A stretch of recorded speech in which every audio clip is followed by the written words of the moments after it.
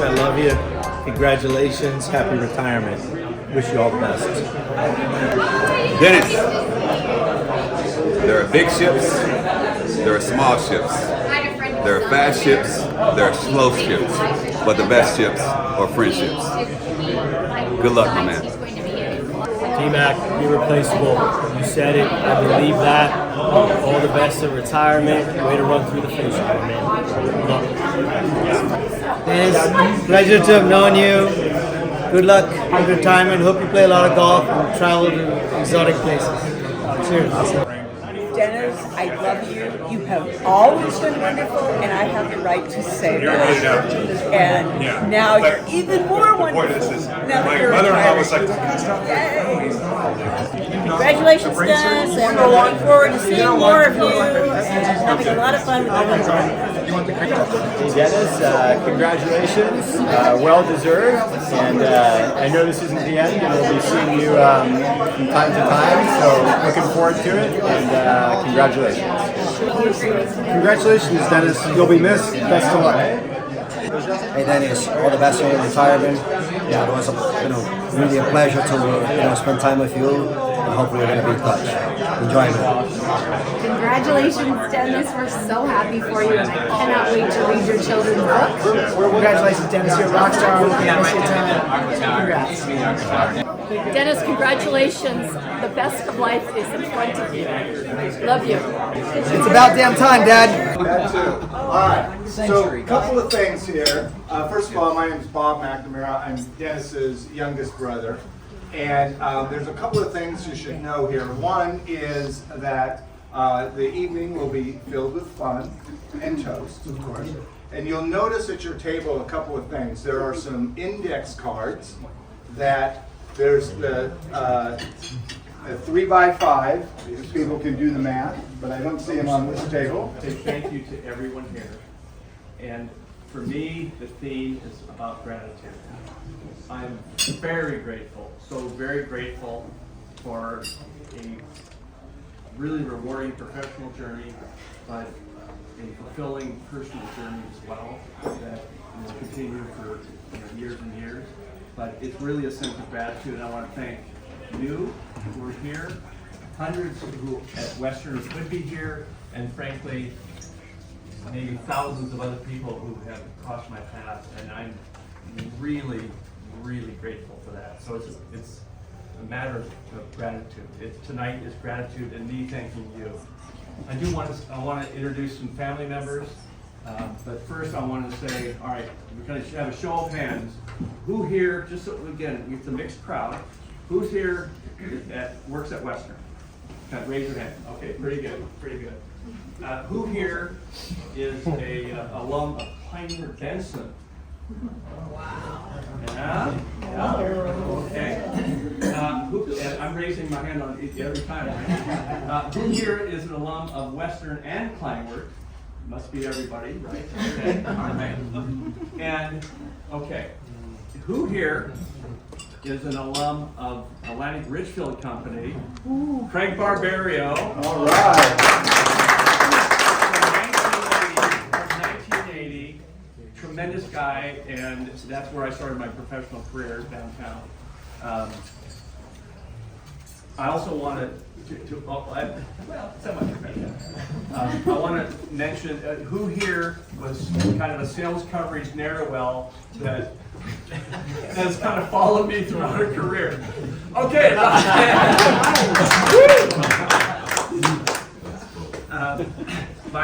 My siblings are here, so my eldest sister Judy.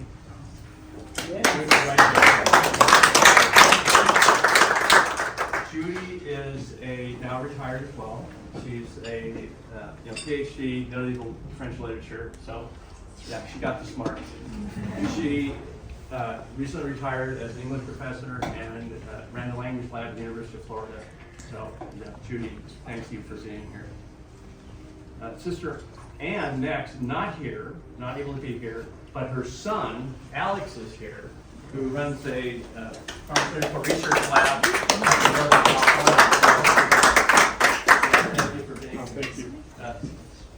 Brother Mark is next in the chronology, and his wife Liza are here. They're both retired, and Mark is frankly, hematologist, oncologist. I kind of call him Dr. Prime because he knows everything. Tonight, he fancies himself a comedian. And there's a couple of roasts in the oven for me, but thank you for being here. And Save that. Yeah, I want to hear the gratitude. and brother Bob and Sandy, his wife, both of them are retired serial CFOs at tech and biomedical companies, so complete slackers in the family. And thank you for being here. And both of them are retired. My younger brothers are retired, so as you know, I'm a little slow in the other thing. In terms of my family here, first of all, I want to, for those who don't know Lynn, my fiance.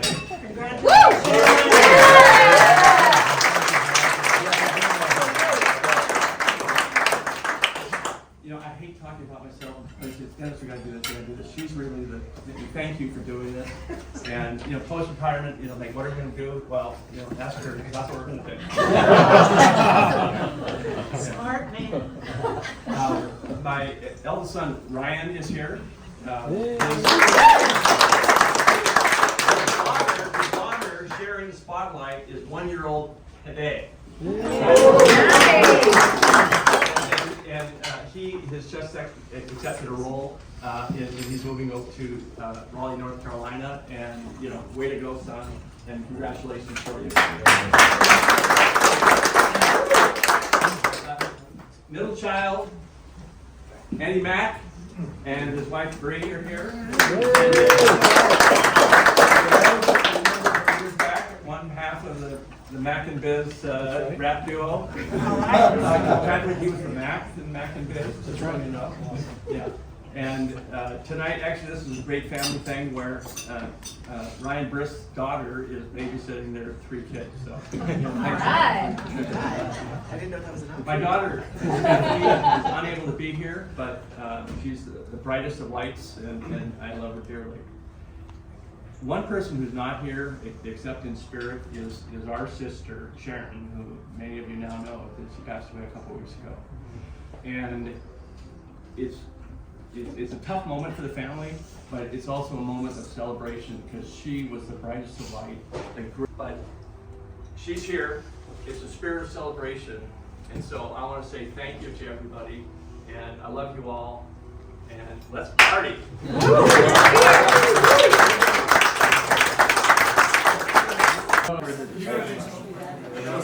Well, thank you, everybody! Thank this man for being my dad for 38 freaking years! Thanks for coming. I mean, I've never seen most of your people, so all these people that he goes off and sees, and I only got 5 in our family, and now a 6th, and it's amazing to see all you people and your love for this old man right here. Gave you guys a lot of hours, and just glad to have him back from all you guys. So now it's my turn.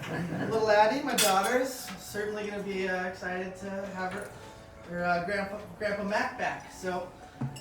Yeah, it's amazing. This time couldn't come soon enough, and I'm really glad that he stuck it out and got to where he's at, and met all you people, and that's amazing. I mean, this guy is so accomplished, and looking at his typewritten resume over there, and making changes. I was writing my resumes recently, and I'm like, look at that. I'm like, oh yeah, you suck at writing resumes. But not pass ATS now, by the way. So, yeah. It's just, I don't know what more to say, but I love you, Dad, and I'm really glad it's your time. And, I know you pass the baton and everything. Everything you do is so honorable, and, you sought it out, and you did everything the right way, and, it's a good, you're really amazing father to have and show me the right way to do things. Good night.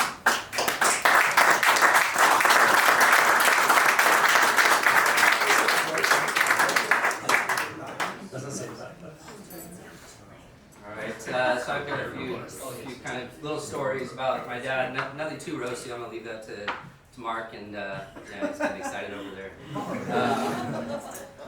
So I never actually thought I'd see the day when my dad retired, because he loves work, loves what he does, but I thought it was kind of ironic after the worst year in Bond history, kind of just mic drops, walks out of there.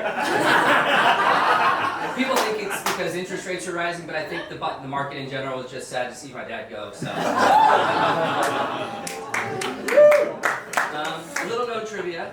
So the first bond was underwritten in 2400 BC in Mesopotamia, and actually a little known fact, my dad underwrote that.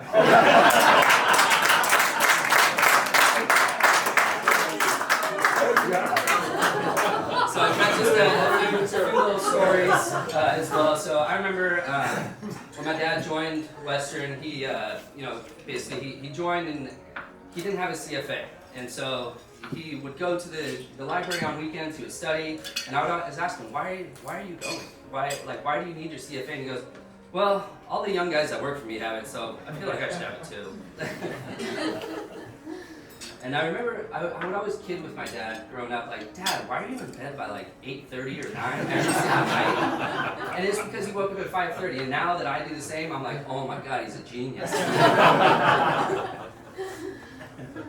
And something that was really amazing about having my dad as a dad was I always remember, I don't remember the nights that he worked late, but I do remember him always showing up for me for all of my events that were important to me, being my coach, always being there for me. And I don't know how we built a pitcher's mound in the backyard, and I don't know how fast I was throwing, but I don't know how I didn't kill you, but I just appreciate the dedication as a dad. So. Just to kind of in closing, some things that you've taught me, obviously a strong work ethic, be honest, be ethical, you gotta love what you do. Economics are amazing, and incentives rule the world. So I appreciate your time, and yeah.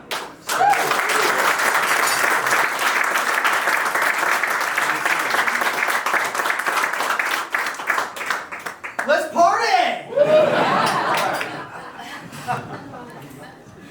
On retirement, Dennis Shell and Julie, are you going to read them in French or English?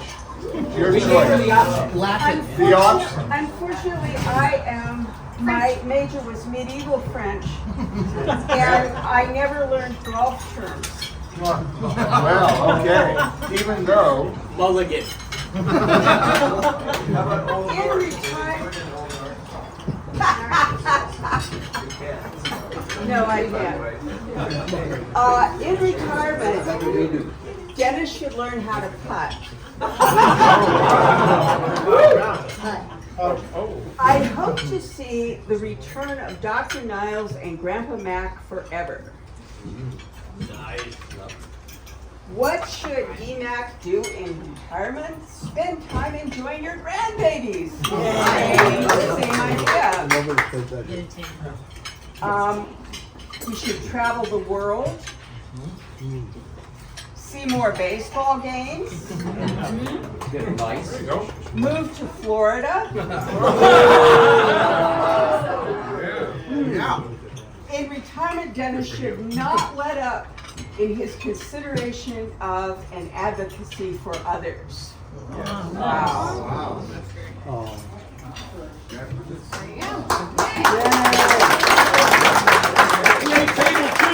Now we're going to read the describe Dennis with one word. You'll get a chance. You'll get a chance. Well, my name is Ivor Shooking, and I'm very grateful to be here, and thanks to Dennis and to Mike Buchanan for hiring me. Not everyone would have been so gracious and kind, and I'm just very grateful. I like what Dennis said earlier. I'm very happy also to deliver these cards. These are best-in-class cards. My teammates tell me that. Humility. We do care about that over here. So I've ordered these, and again, I don't want to give away everyone's name. Guess who did the last card? When I do the last one, be very curious if anybody doesn't know who did the last card. Nothing to give it away, but just give the name, because it's pretty obvious. Mike, you better get that right. Okay. What should Dennis do upon retirement? This seemed pretty logical to me, at least, but it's not my card. Dennis should do extreme sports. Why not? We got a little more time now. What should Dennis do upon retirement? Write a children's book. That's great advice. He's talked about it. He's talked about it. Thank you. Thank you. This is a very smart group. Who wrote that one? Very smart group. I'm proving it by every card, right? Okay. What should Dennis do? He should see the world and get a history degree. One degree at least, yeah. Very cerebral group over here. And interesting. This was mine. This was my card. Dennis should run a nonprofit organization that is near and dear to his heart. He's a leader and had a lot of impact on a lot of people, and just hope he continues that. This is from Doug Halsey. Don't expect much. What's wrong with you? You're just giving them up. Whatever you do, don't expect much. It'll be fine. Roll Tide. Roll Tide. Hey, just do your job, right? Like you told me a second ago. Just do my job. Mary Lynn. Woo!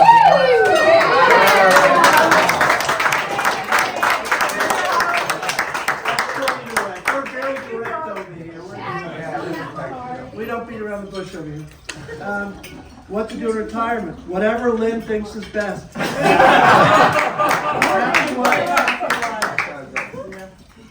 Common sense over here too. You're going to have to guess who came up with this one. Dennis should play golf and play more golf and travel. Woo! Yeah. Thank you.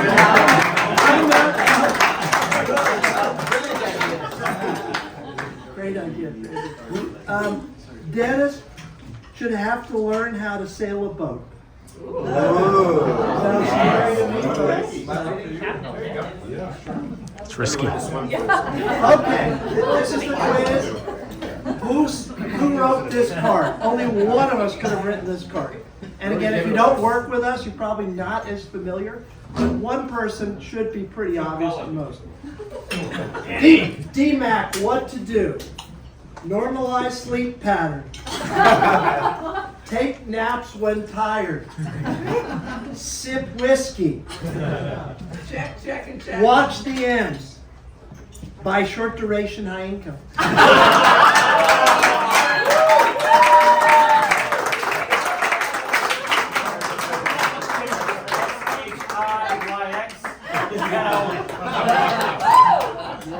Always be but not as young as I used to be. Dennis did hire me 20 years ago. Big mistake.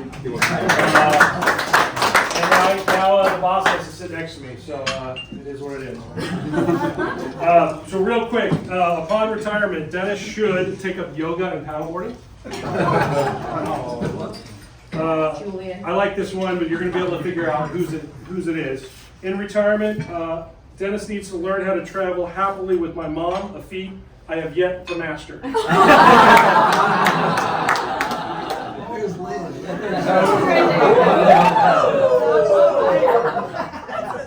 was a little bit ridiculous, but I'm still going to read it. In retirement, Dennis, because I played with him before, Dennis should shoot under 70.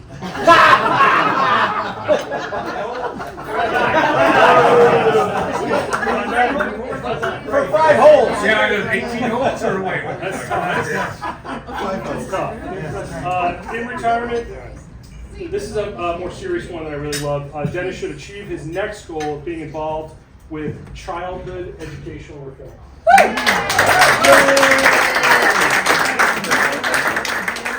With that said, this one's more realistic. In retirement, Dennis should enter the rap music industry.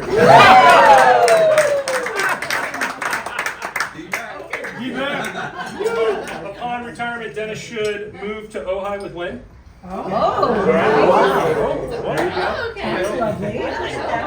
This one I really like. Upon retirement, Dennis should consider professional hand modeling. And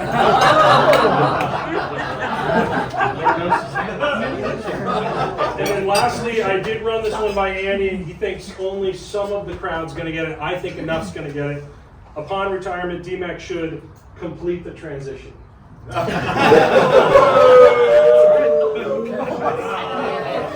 going to stand up and give a quick toast to my brother Dennis.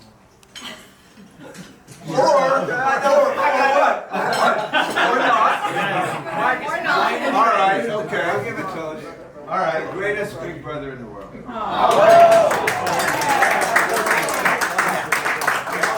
model my whole life, and always led the way.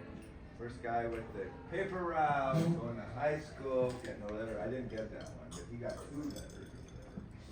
First one, a driver's license, going away to college. Fantastic guy. The greatest big brother in the world.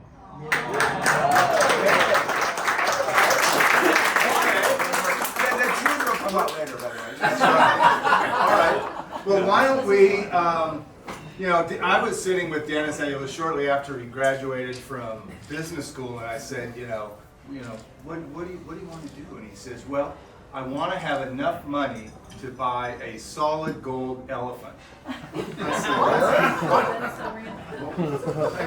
said, why would you buy a solid gold elephant? He says, I wouldn't. I just want the money. That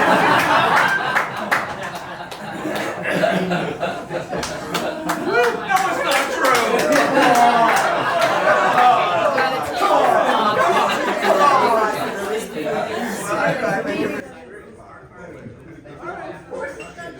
Now toast, of course, but roast. It's all, you can't get a dinner. Table 5.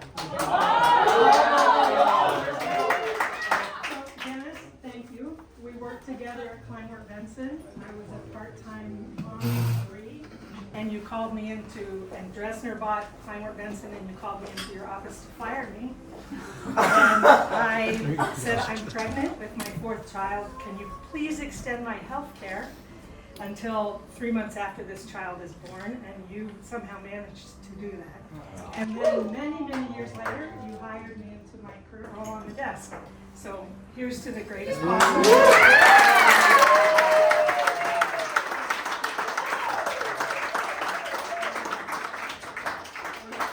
I covered Dennis when he was at Kleinworth Benson and his trustee partner, Charlie Duff.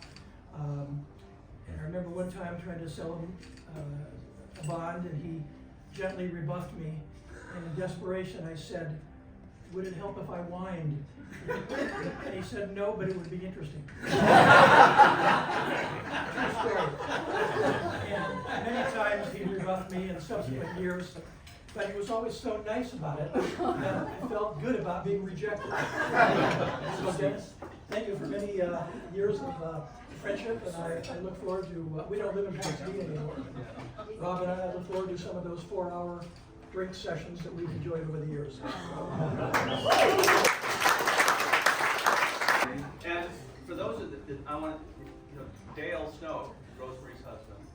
And so we've known each other so long. I said, okay, Dale, you're coming, please. And so I'm so glad you're here. So. Thank you. That's wonderful. It's wonderful hearing. I only know a part of you as a friend, but also as my wife's boss. And what everybody says is there's some things I don't understand about the industry. Me too. But it's but it's the underlying tone of who you are as a person. You're great. I think we all can say we love you a lot. We're happy to be here with you. So We met Dennis in October of 1980 at Atlantic Richfield. He was a pretty pretty good employee, but as you can see from this board, he really couldn't hold a steady job. He went from place to place to place. And you know, there's a lot of very interesting titles here. You know, he works for some very prestigious financial firms, Fargo, what do you got? Kleinworth Benson, Transamerica, and so on. And I can't miss Western Asset. But Dennis worked at Razor Scooter Company. Yeah. And I don't know if you remember this, but I visited you at Razor Scooter Company for a brief period of time. And what he told me at the time was, it's the first job I have that my kids are excited to tell their friends. I have a great job. He works for the Razor Company. This is before they were motorized too. But actually, Dennis, may the road rise up to meet you. May the wind be always at your back. Here's to a long, healthy, and happy retirement and upcoming marriage.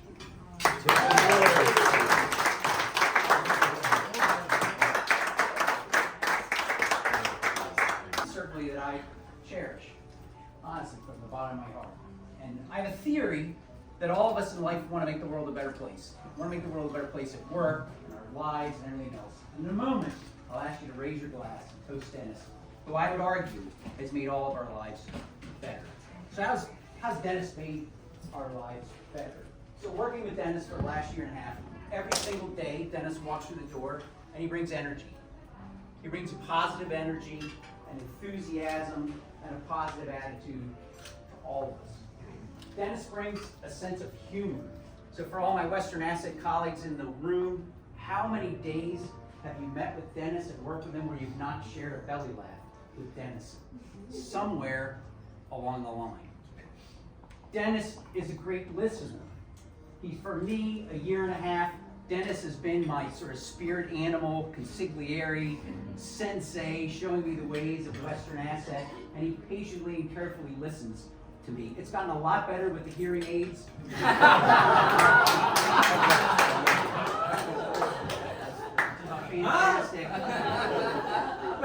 fantastic listener. Dennis is always measured when he listens. Whatever issue or problem or anything you bring to him, Dennis is always measured. Dennis is usually measured.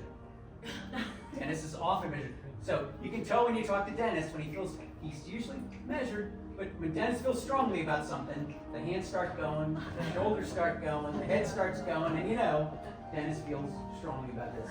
Dennis, somebody mentioned already, is very humble. It's never about Dennis. Anything. Nothing at work is about Dennis. It's always about the problem. I love that about Dennis. When you go to him with anything, it's about put it all on the table. Let's get everything out on the table. Let's work through it. Let's figure out the right solution. Let's do the right thing. Let's figure out the right thing for our clients, figure out the right thing for our business. And that's what you work towards. And ethics, somebody else mentioned, and character.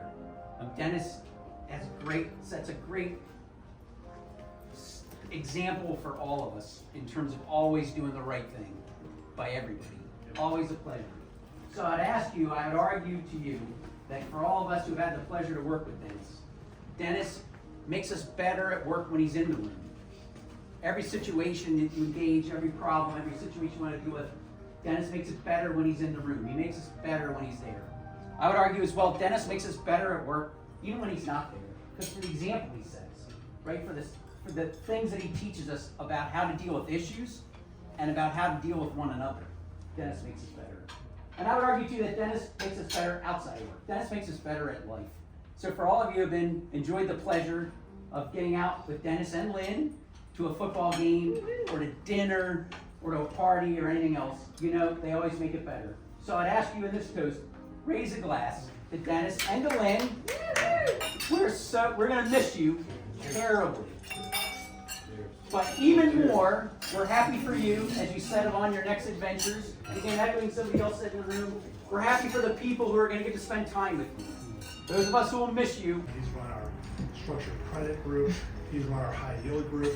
And he's been run our entire generalist portfolio management group. So it's really a spectacular contribution that Dennis has made over time. He joined the firm in May of 2001 in the middle of the NASDAQ collapse and recession, which was extremely challenging. Some of the things that stepped on us 20 years ago, you might not think that was a big deal, but at the time, it It was a huge deal.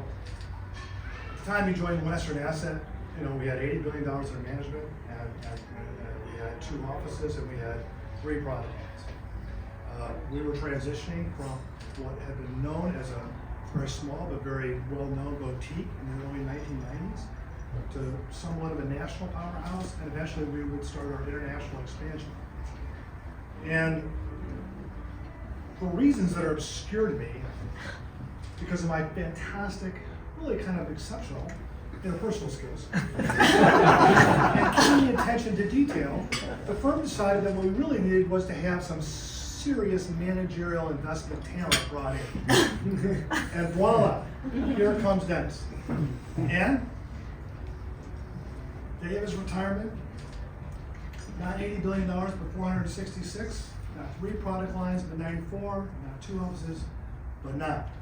So, sense of accomplishment, job well done. Well done.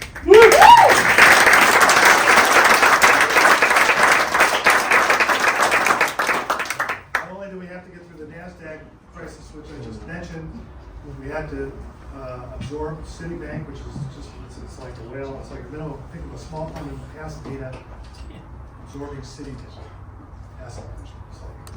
It was one of the biggest integrations in the history of the financial industry. Dennis spearheaded it, and was also one of the most successful that's ever been done. Dennis handled that with a plum. We had to get through the global financial crisis. We had to get through the European crisis. We had QE1, QE2, 3. We had the Bernanke taper tantrum and QT. We've had more monetary policy experimentation has ever been seen in the entire globe in the last 20 years. And Dennis has watched to give you a challenge of how tough this industry and how complicated it's been. And lastly, of course, to top it all off, we had to have COVID. If you'd have asked me how we were going to run this business with not one single human being going to work, I would have been pretty skeptical if this was going to be able to be pulled off. But for Dennis is our foreman. The entire firm stayed on track all over the world, and not only survived, but thrived. Another testimony to Dennis's strong skill set. Which brings me, thank you, please. Sorry.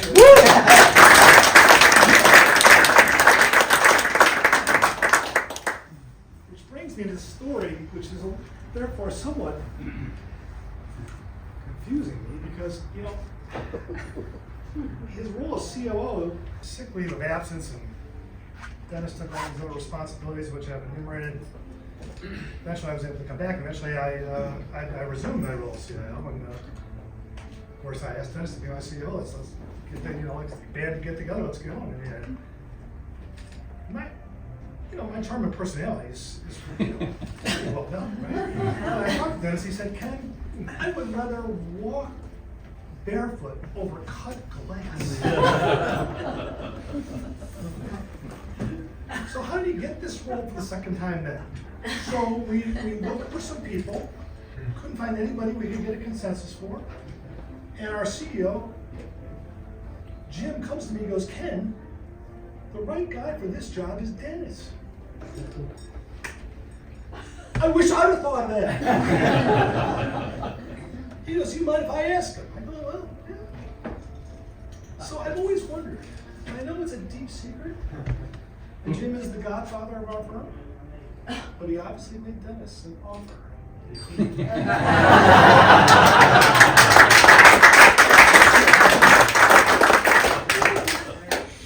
So the world we live in, it just rapidly changes in so many ways. It's just, you think about all the different variables in every field you can possibly imagine that have changed.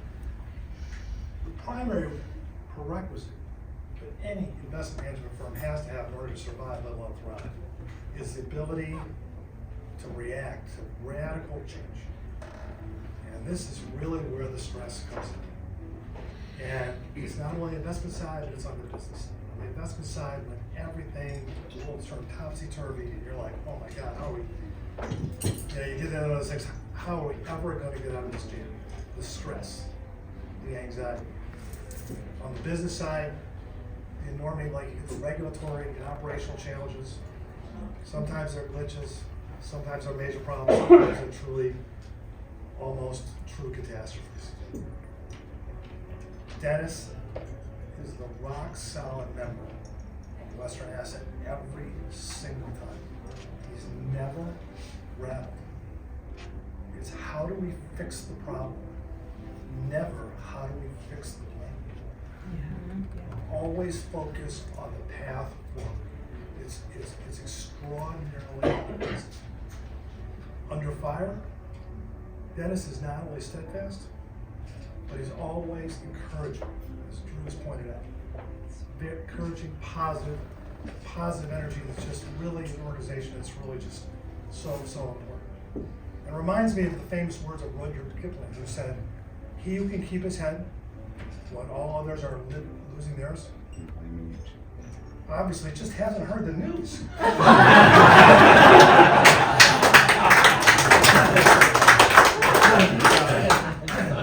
And Kipling leads me to Dennis's greatest passion, poetry.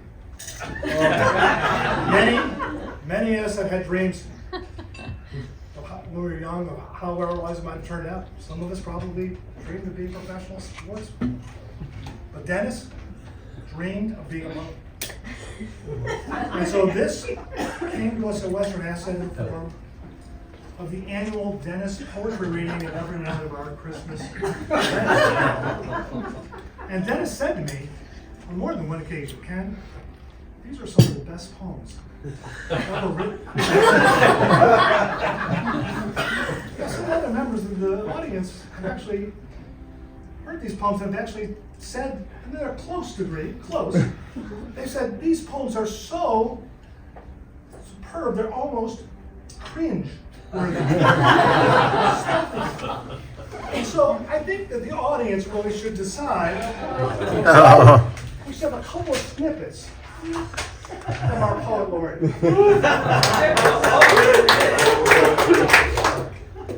The market speaks, yes, we listen.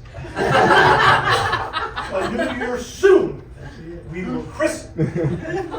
As beautiful sight, flexing our might, working in a Western bond land.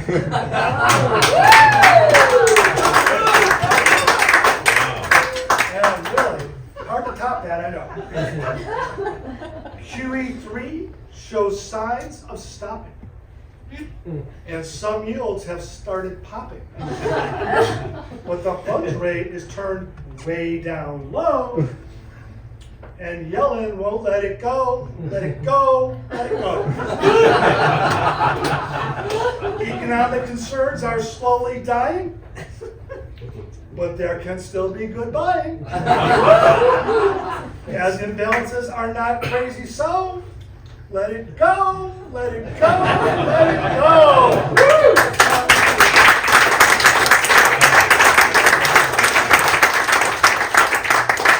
You know, we've had a lot of characters at Western Asset over the years, and the great thing about these retirement dinners is there's always some myriad of misbehavior incidents that you can pull from.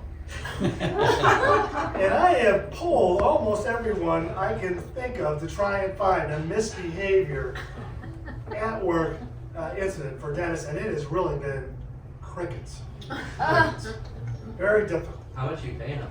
In fact, I actually called Michael Larson, who had worked with us before. Michael Larson runs all Bill Gates' money, and he runs the entire Gates Foundation money. And I said, dude, you gotta help me. I'm dying here. I need some dirt somewhere. He goes, Ken, I got nothing on dirt. But I will say this. Dennis's loyalty and work ethic defined him. That's why I gave him my job when I left Argonne. I know my personal feeling, and I believe that everyone in the room shares very deeply that sentiment. So I would like to say, Dennis, it's been a privilege.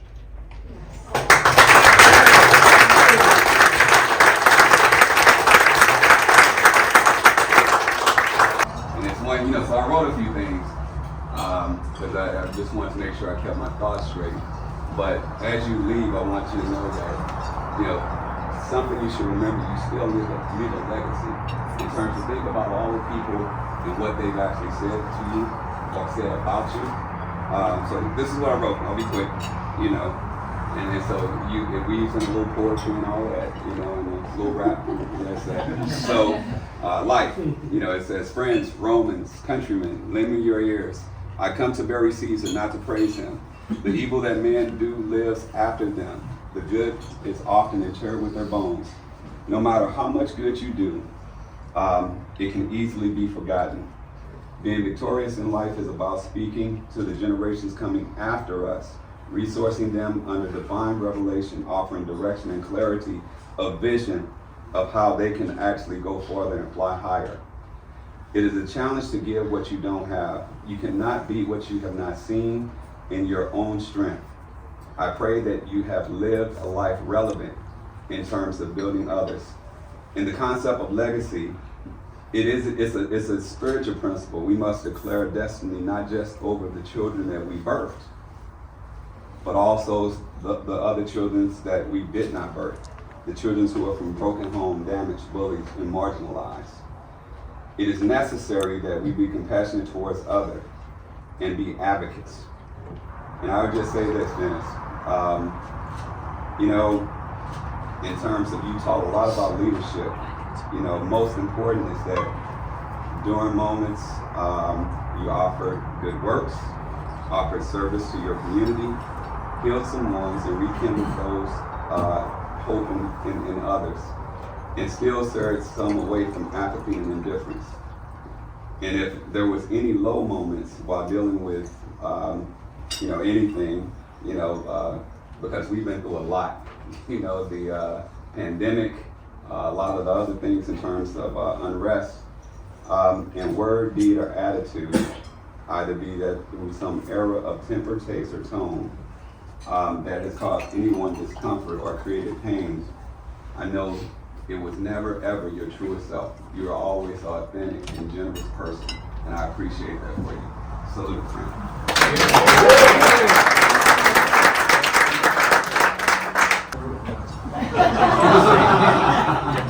I want to let you know about what it was like growing up with Dennis McNamera. So, you know, I'm the youngest one, and you know, I mean, just to see all this, he's very humble, and I had no idea he had this many friends. You know, and obviously everyone's having a good time. I think you probably would have retired years ago if you thought it was going to be this much. But one of my earliest memories is, you know, well, first of all, let me explain Tacoma, Washington. Tacoma, Washington, up north, the great Northwest, is we lived on a cul-de-sac with dead end. That's it. That was for my French sister. Dead end, they called it. And we had about 40 kids. We didn't have a lot of resources, but because there were 40 kids in the neighborhood, 6 of which were ours, we had a lot of fun. But one of my earliest memories was, you know, I was just a toddler, and we're sitting in the little den there, and all of a sudden, Dennis, who's normally very stoic, starts crying. My mom comes in and says, you know, what happened? Why are you crying? And Dennis says, well, Mark hit me. And my mom says, well, little Mark doesn't know that punching somebody hurts. My mom turns around. Now Mark is crying. And my mom turns around and Dennis says, well, now he does. It was the first, what Dennis would refer to as a teaching moment for Mark. And we had many, many teaching moments. You know, and you know, when Dennis entered first grade, he was like in school, I'm in school, you're not. He was really too cool for his brothers, right? And I'll talk more about that stage, but you know, but the effect still kind of reached me. And you know, one of the things about having brothers and having Dennis is, you know, the paper route. Dennis got the paper route, passed it to Mark, then I'm on the paper route. And you know, and I'm delivering this, and this is Seattle PI, 6:30 in the morning. Well, I'm delivering the papers, and Connie Bacon, one of the customers, says, you know, you're just not like your brother. You know, Dennis would have had these papers delivered an hour ago. It's like, well, you know, I'm sorry. You know, I'm sorry, maybe you should quit the paper. She says, oh, you're so not Dennis. You know? And then, you know, that year, so that was like 5th, 6th grade, we try out for football. So, you know, so I'm going out for the football team, and, you know, the first time, nobody knows who you are or anything like that, and you know, the coach, Chuck Ruth, has a clipboard. And so you're supposed to go up and tell him who you are, you know, and it's like, okay, you know, what's your name? Bob McNamera. Oh, are you Denny's brother? Yeah, Dennis is my brother. Oh, okay. You're our quarterback. wait, what? You know, I was in 6th grade. Okay. You know. So then a little bit later, you know, I'm entering high school. So it's the first day of high school, and I run into this teacher, Mr. Hannaford. And Mr. Hannaford says to me, you know, what's your name? I said, oh, Bob McNamara. Oh, are you Dennis's brother? I said, yeah. He goes, oh, well, and I expect great things from you. And I said, well, that makes one of us. And then, you know, so now I'm a freshman in college, and this is, or in high school, and this is kind of where things started to change a little bit. So Dennis is a senior, and we're at this school assembly. We went to Bellarmine College Prep, all boys, about 400 students, but we can all fit in the assembly room. And so the guy's up on the stage, and he starts talking about this guy who's going to graduate top of his class, he's a 3-sport athlete, very humble, you know, and he says, Dennis McNamara, could you come up here and please accept your award? Where's Dennis? Dennis is not even there. So, you know, people are going, where's Dennis? It's like, hey, can somebody go find Dennis? You know, so about 10 minutes later, they found him. He was in the library studying. He comes up, and, you know, and he kind of walks on the stage, and he says, oh, sorry, I was helping Father Clark with a calculus problem he was having. The crowd goes crazy. I was a freshman, and I was sitting there going, man, I know that guy. That's my brother. And at that point, I was really proud.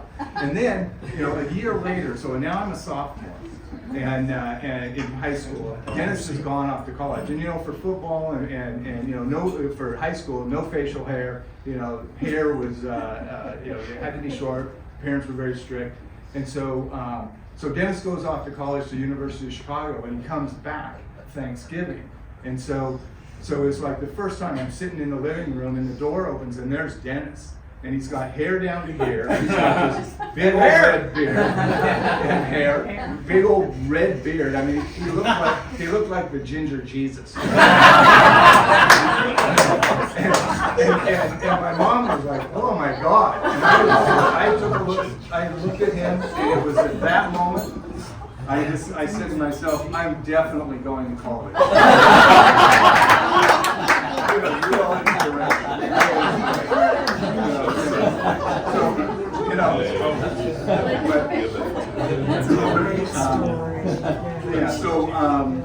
So Dennis has had a lot of jobs, mowing lawns, a paper boy, these other things, but one of the things that he was a logger.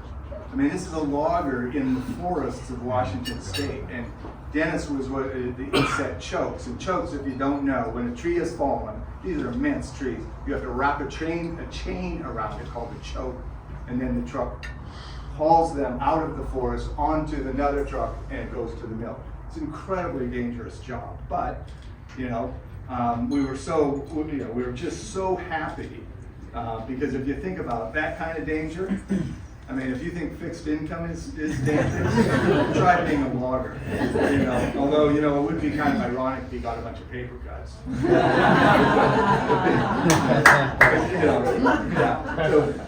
So here we are. You know, 22 years at Western Asset. That's a really long time. I mean, your tenure can, you know, not only can it legally drink, but it might well have a college degree. That's a long time.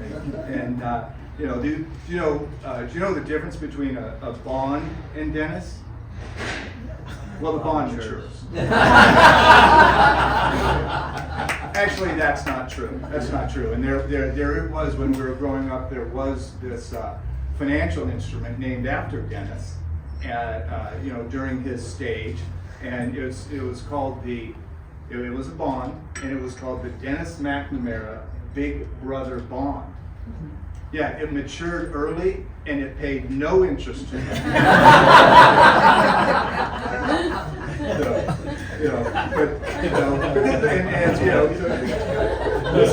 I like this setting, and so now that we're older and we kind of compete with each other, and this is a great setting, and it's golf setting. I mean, how many golfers do we have here? Okay, so as you know, one of the milestones in golf is, can you shoot your age? It's kind of a big deal if you can shoot your age. And Dennis, is making great progress. Last week he shot his weight. But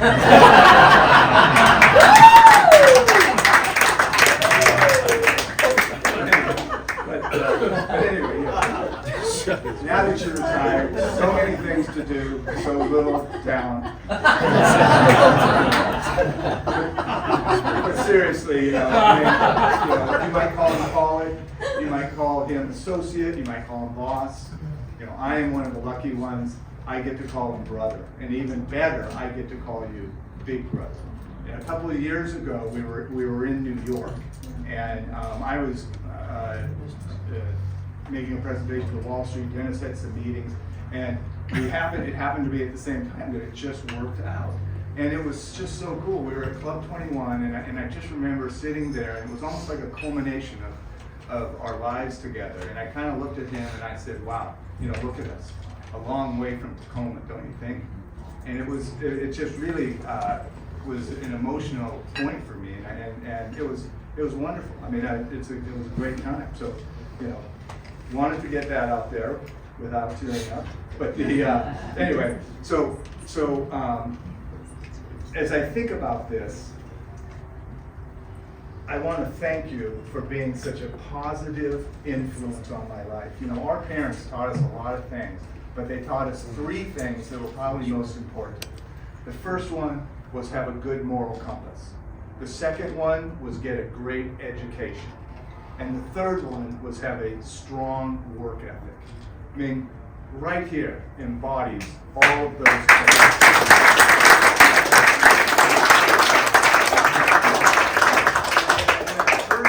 I've heard this all night, and it's, Dennis has taught me a lot. He's taught me about, what it means to be a leader. And being a leader is not about the leader. It's about the people you lead. And while you're leading them, be humble. Have humility. And humility it's not a weakness. It means that you've got quiet confidence. And of course, practice, practice, practice, so you can have that confidence. And Dennis, you've inspired me my entire life. You encouraged me to go to business school, which was fantastic. And so, as you think about your retirement, I hope your retirement is as blessed as the gifts that you've been able to share with everybody in this room and everybody you've come in contact with. And so may I don't have a glass, could I have a glass, please? So I'd like to raise a toast to my brother Dennis upon his retirement. May it be long, may it be happy, may it be engaging, adventurous, and fulfilling. Cheers, brother. Cheers.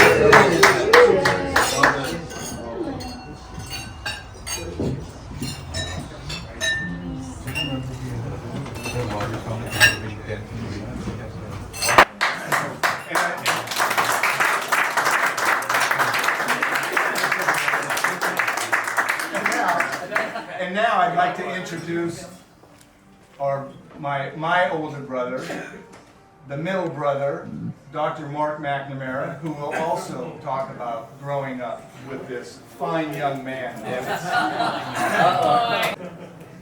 I want to thank Dennis for inviting me, and great to see all the wonderful friends, colleagues. And thank you, Dennis. You're enjoying the moment, I hope. So far. You're savoring the moment. So, well, I've known Dennis my entire life, 67.5 years. Except for Judy, I've known him longer than anybody in the room. And I remember 4 years old, sitting on the porch at our home on 6th and Cedar in Tacoma, waiting for him to come back from Franklin School for kindergarten, so we could have adventures together. And I still think about that, and it was just this wonderful memory of Dennis. And, people commented what a great teacher he was, and how people learned from him. And by the time I was 6, I knew what a Dutch rub, a half Nelson, a full Nelson, a single arm bar, double arm bar. By the way, did I miss anything? Oh, my favorite, the titty twister. He still gives those to everyone. Very often. Very often. The person left no visible mark. So they said, hey, Mom, Dennis beat me up all the time. Oh, Denny wouldn't do that. He's a good boy. He's just full of energy. He's full of energy. And I said, well, I had one go-to move, which probably isn't possible now. I actually pulled this hair. Okay, just so. So, in our house, we'd go at it, the three of us, and the word in our house was roughhousing. I don't know if people use that word anymore, but maybe it's an old-fashioned word. It's like, my dad was like, boys, stop that roughhousing. Stop that roughhousing. Or else. Get up, go take that roughhousing outside. It goes on for years. I said, hey, Dad. It was pretty strict. Hey, Dad, can I say something? Oh, sure, Mark. Hey, Dad, I'm not too worried about the house. The house is fine. The goddamn house is just fine. It's me and Bob I'm worried about. And then, I don't know if people use that word anymore. It's kind of quaint and old-fashioned. But nowadays, I think in modern parlance, it's called felonious assault. I don't know.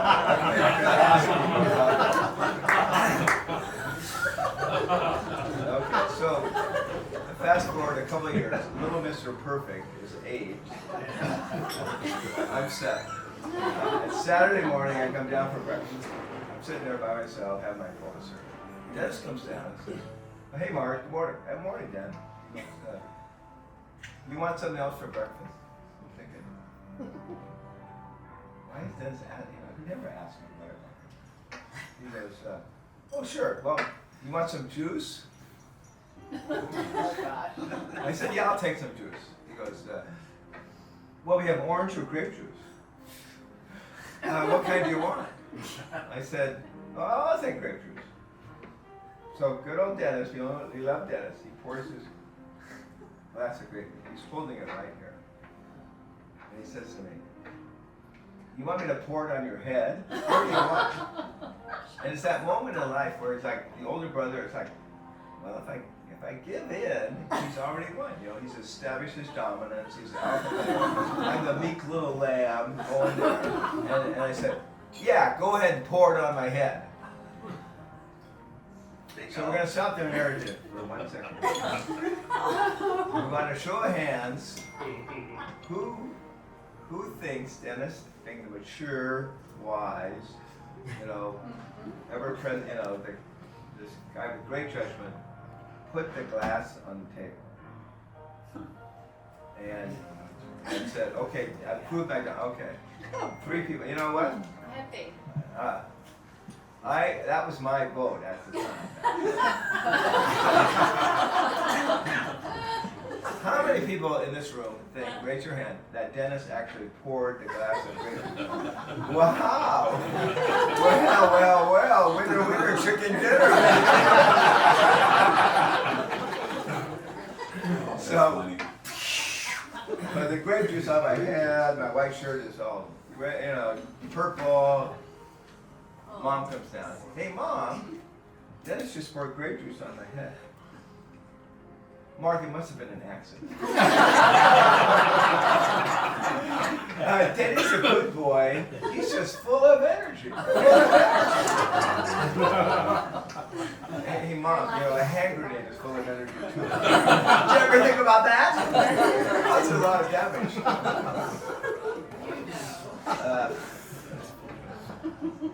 So then, about 2 years later, we started to see Dennis's financial acumen, his long-range planning. He's getting projects, he can plan ahead. He's 11, I'm 10, Bob is 8. It's summertime, we're kind of bored. He goes, hey, why don't we put on a variety show? Like Ed Sullivan, we'll have music and skits and all that stuff. I said, oh yeah, sure, why not? He goes, okay, but we need some money, so everybody contributed $1. So Dennis puts in his wallet. Bob, different kind of cat, goes, hey Dad, how much do you need? Is that enough? And the rumor is Bob was running numbers in the neighborhood. But just to say, he was never convicted in court. And so I go upstairs, take the $1 I must have got for Christmas, I saved it for something extra, and I put it in the pile. And Dennis, the financial wizard, goes, Mark, $1's good, but we need change. We need change. People are going to want change and all that. So go get some change. So go upstairs, bring out 4 quarters. Oh, good. That's good, Mark. But we need 4 quarters. But it's all the same. You need more than 4 quarters. He goes, you got that 50-cent piece upstairs, that 1940 silver Walking Liberty $half. I think you should add that to the cost. And he goes, yeah, Mark, I think that's a really good idea. So it's my prized possession. I don't know where I got it, but so okay. He's like, I got this 1940. By the way, you can remember this. So Walking Liberty, so plunk it in there. So then we put on the show. We put some skits on, everything, and we actually make a little bit of money. So it turns out it's 50. We make a 50% return. So a couple days later, he puts all the money out, to share. It's all transparent. Dennis is all about transparency and honesty and everything. And the money is out there. And I noticed that 50-cent piece is actually still there. He hadn't spent it. So he goes, well, let's distribute the money. He goes, well, he gives Bob $1.02. He gives me $1.02. I'm thinking, no, that's my 50-cent piece. And then he grabs it, puts it back. It's my 50-cent piece. What are you going to do about it? And that's the last I've seen of it, by the way. So, I don't know, in the space of 2 days, I had this coin that I really prized. 2 days later, it's like not mine anymore. He didn't really steal it. It was all in the open. What's your word for it, Dennis? You have some word for that? Financial engineering. Financial engineering. Here I thought it was like plain thievery, but that's a fancy name for it. Mark. Oh, you got it? Wow. How many years? Still have it. Let's see.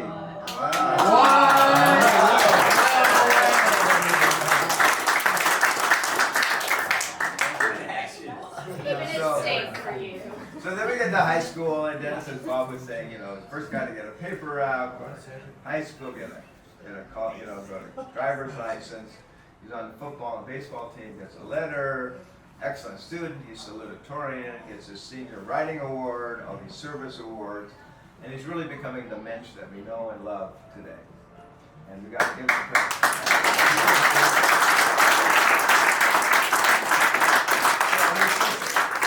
He's just the greatest guy, and we always respected him, and he was the role model. But one thing he didn't really have in high school, which applies to me as well, so he didn't have a lot of dating experience. All this school, all these activities, blah, blah, blah, blah, blah. So he's off to the University of Chicago, which, if you've been there, it's a very tough, hard, difficult school, but not so good for your social life. I mean, there's only so many librarians you can chat up. Now, this might be apocryphal. His fraternity brothers told me this. So it's at the end of the year. He spent 8 hours in the library. It was a Saturday. He's working on some paper about monetary policy or some shit like that. And his buddies go, hey, let's go to Rush Street, you know? You know, Rush Street, we're in Chicago, we can go to Rush Street, you know? Famous street. There's this bar called Mother's, if you ever heard of that. It's like the greatest, it's the #1 singles bar in America. So Dennis is like, oh great, I'll go, let's go. So he puts, you know, ex-logger, he puts on his best Pendleton shirt, and off they go. So he gets in, has a drink, and this beautiful woman walks in. Slinky red dress, blonde, blue-eyed, beautiful figure, got it going on, and their eyes meet. And it's an instant connection. So Dennis at the bar, he unbuttons the top 2 buttons of his Pendleton shirt. Remember, it's the 1970s, okay? 1975. He rolls up his sleeves, and he goes over and says, he goes, hi, I'm Dennis. She goes, hi, I go by Amber. He's like, wow, I've never met a girl named Amber. Is that even a name? She goes, are you a student, Dennis? He goes, yeah. Let me guess, University of Chicago. Yeah. Oh, you got that scholarly, studious look about you. You probably spent all day in the library. He goes, well, I did, yeah. And she comes up to him, touches his chest. Boy, you have a really powerful torso. Are you on the football team? Yeah, I've been on the football. I could tell. You scored some touchdowns. You get some touchdowns? Yeah, a few. How did you know? Well, Dennis, you look like a guy who could score anytime he wanted to. Just saying, okay. Then he touches his arms. And he was an ex-logger. He goes, really ripped. And he goes, were you on the baseball team? Oh, yeah. How can you tell? Oh, you must have hit a lot of home runs. Well, yeah, actually, I hit a few home runs playing baseball. He goes, you probably had like a 40-inch bat, don't you? How could you tell? Trust me, I can tell. I could just tell. And he goes, well, tell me, that's enough about me. Tell me about him. Tell me about yourself. Well, I'm in between school. I'm a dancer. I love dance. I got ballet, modern dance, jazz dance. And lately, I'm into erotic dance. In fact, I have a pole in my apartment. I love to demonstrate it to you sometimes. He goes, okay, but where's your apartment? Well, it's right next door. Apartment's right next door. Maybe you should write that down. Oh, good idea. Yeah, our apartment is right next door. Oh, right next door. But something I should tell you, Dennis. This is my last night in Chicago. My last night in Chicago. Hey, maybe write that. Oh, good idea. Who is this guy? So he goes, yeah, I'm moving to Texas. I'm now a Dallas Cowboy cheerleader. He goes, really? That's a really difficult job to get. How long has that been a doing? Oh, about 2 weeks. What would happen?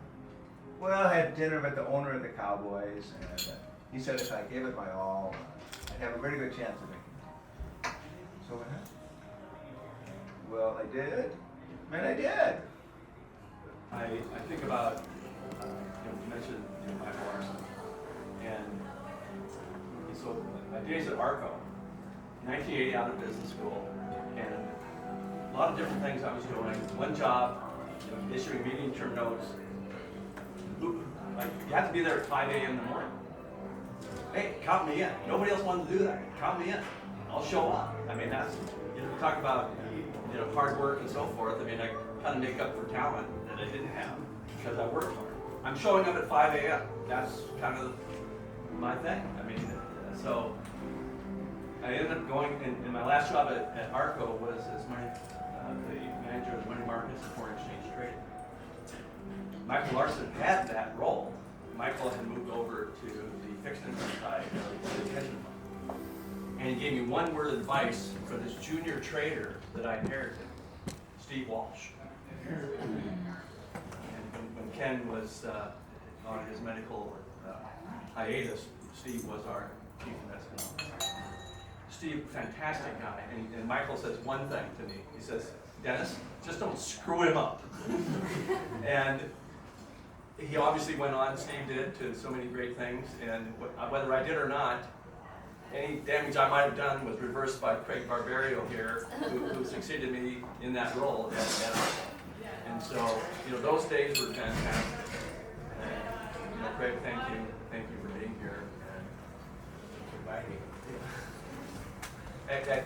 And I left Arco and went to work for Kleinworth, and a small group, and I'd gone from running a big money market and commercial paper program and foreign exchange trading, and discovered that actually covered arbitrage, interest covered arbitrage actually worked in practice, not in Chicago theory. But I go there, and Ken McCormick, who Rosemary and Brett will know, said, Dennis, we want you to we have these options and so forth. It's one of the original interest rate swap dealers association members, founding member. And we had a portfolio, he said, and we need to monetize that, and the way to do that is through mortgages. We need to have you create a mortgage portfolio. I'm thinking, oh my goodness. I'm being asked to go from running money markets to a mortgage portfolio. This is crazy. So, Goldman, Solomon, and so forth, I need a master's degree in 20 minutes. And so, working through that was fantastic. And the people when Dresner ends up buying Kleinworth, we had about 15 of us. About half end up going to Western. Brett Cannon was one of them, Rosemary, her husband Dale, Charlie Duff, who's unable to be here tonight, Sarah Davis. There were others as well. Am I missing from tonight? Man, that was an amazing group, and I'm so glad that so many of us ended up coming to Western. And one of the people that was also at Kleinworth that had come on to Western before was Dan Fleet. A lot of you know Dan Fleet. He's in Kauai at a family home right now.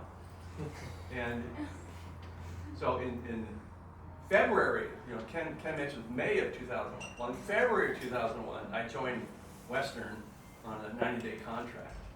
And I'm 40-something years old. Really? Dan Fleet says, Dennis, trust me, this will work out. There wasn't anybody else that I would have trusted other than Dan, perhaps, in that situation. And I'll leave it to you to decide whether it worked out. I think it did. So, Dan is a tremendous human being, and I thank him for being able to get me into Western. There's a lot of things I want to talk about. I think about the journey. I see Rob here, again, covering us at Kleinworth and having a lot of battles over the years in terms of the periods that Ken talked about, and so forth. This was just searing into you. And in my advanced age, fortunately, I've forgotten a lot of that, so that's good. But I come to Western, and I think there's so many people, and the people in this room, and I won't be able to get to mention all of you, but I think about say like Mike Buchanan, who we came in. I set a low bar, as head of high yield when we brought you in, and Mike has this just preternatural ability to stay calm when markets are crazy. The markets are often crazy. He do that. And he says, "Tell about stored alpha, Dennis."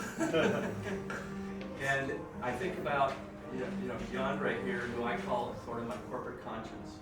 And one of the things that about DeAndre, about coming from the New York team to here, Mark, you're one of them, Fred, of course, is it was a great privilege for me to represent Western, represent Leg when we took on the City Asset Management.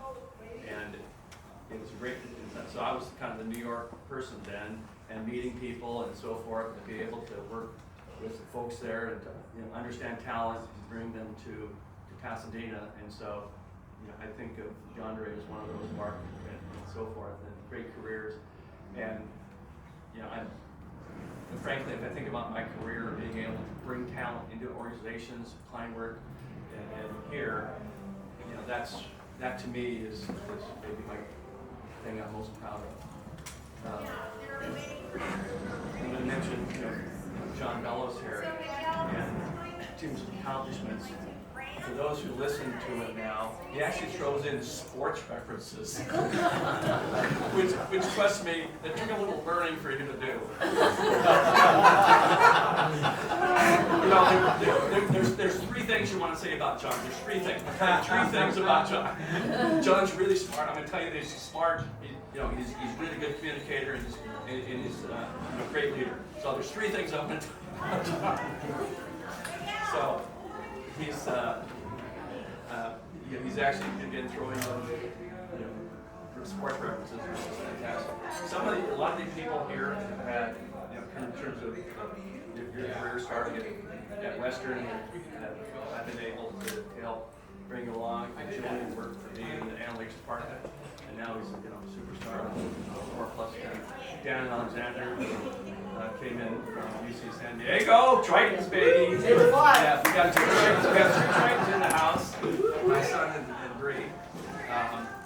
And you know, a lot of ways that's really important to me, that we being able to, part of my role is to bring talent and such to the organization. You know, a few people slid by, and you know, it's never unanimous, and so the fact that I didn't have a veto that Bill Patrick, you know, slid right in. Yeah, I think, you know, Fleet had a, you know, stronger hand right there, but it's, again, it's a moment of gratitude for me, and I think about people here, and it's always, people ask me, well, what do you like about Western and so forth, and you know, you can do this job at a lot of places, but the fact that, you know, I get to do it with these people, with you people, and others, what has made it so remarkable. And, you know, thank you so much for that. And it's a moment of gratitude. One of the again, I don't talk about myself, and I'm not going to do that. But I want to thank Lynn for making this moment and say, Dennis, we got to do this.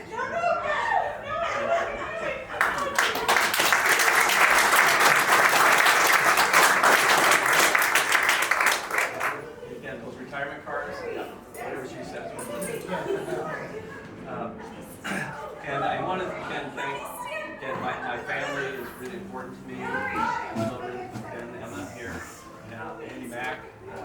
You know, sometimes the father learns from the son. Now I know where I got it from. Yeah. But I do want to say, and again, I'm missing some people. I say, you know, Walter. One of the things he's really good at. I just want to win. I want to win, and I love that about Walter. And I love that about Western. DeAndre says, "Winners win." I love that. Like, winners win. And it's a difficult business, and you gotta put your put the hammer down. So how do you talk about 40 years in business in a few minutes? And you know, I know Ivor, you could do that, but sorry, we don't have that much time. I don't need more than an hour, I promise. I know. So I do want to say that there is one person that I do want to single out, and that's Ken.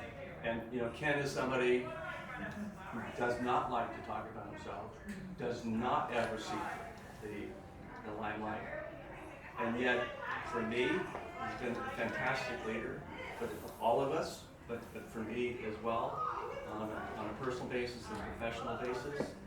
And you know, he's a great intellect, but he's an even better person. Now, one of the things I kind of figured out about Ken, you know, he went to Penn, and he got 3 degrees in 4 years. I'm thinking, Ken, what kind of diploma mill is Penn? You go down to the office, and there's the M&Ms, and there's degrees in the other bowl. Come on. And Ken is very understated and so forth, and he'd say, we were talking about, Dennis, you're better at this sort of thing. And so, but here's what I think. I go, there is no topic in which I'm better at than he is. And yet, it's my job to carry that forward. But he's, again, very, very humble. And you mentioned some of the crises, and I remember in the great financial crisis when it was really tough. And I remember you come up to me again. So I now have the ears on, but Ken's come to me right there. He's talking to me about something, and I start to kind of smile, almost laugh. And this principal looked like, man, we're in crisis mode. Dennis is laughing. And I go, Ken, I'm taking this really seriously. The way I handle stress is by laughing and smiling. And so I got this. And if you heard me joke and laugh around the company and so forth, we've been under a lot of stress.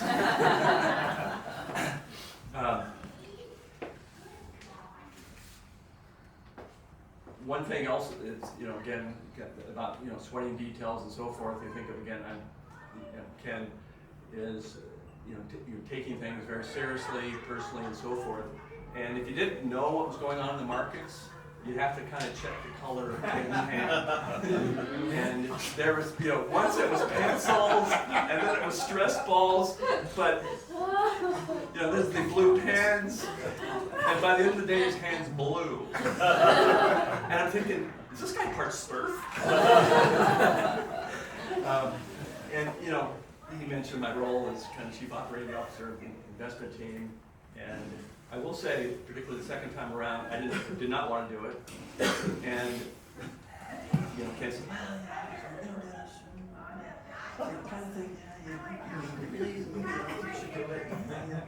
okay. He says, I think you should have a conversation with Jim. He says, okay. So I talked to Jim, and Jim said, no, Dennis, no. You're it. The broker stuff will help you. You got this. Okay, well, let me think about it. So, 3 days later, Ken says, "Oh, so Jim says you're accepting." I go, but I did decide.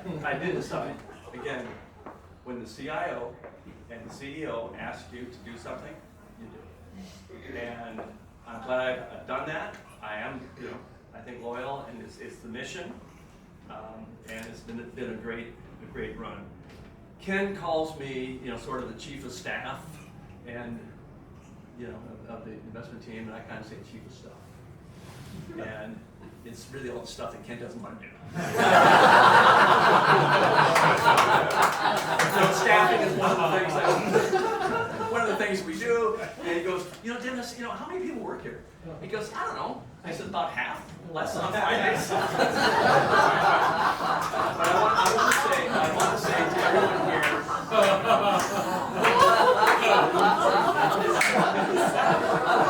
wow. Wow, yeah, well, I'm a truth teller. But I do want to say to everyone, but to Ken here, I want to thank you for being such a great leader, for being a better friend. My theme is gratitude. And with all my heart, I'm grateful to have traveled my path with you and all of you here today. Thank you.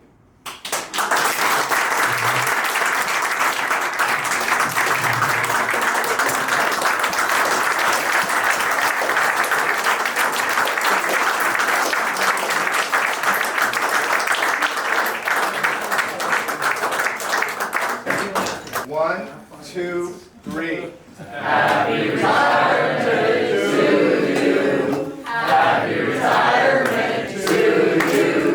Happy retirement, dear Ken.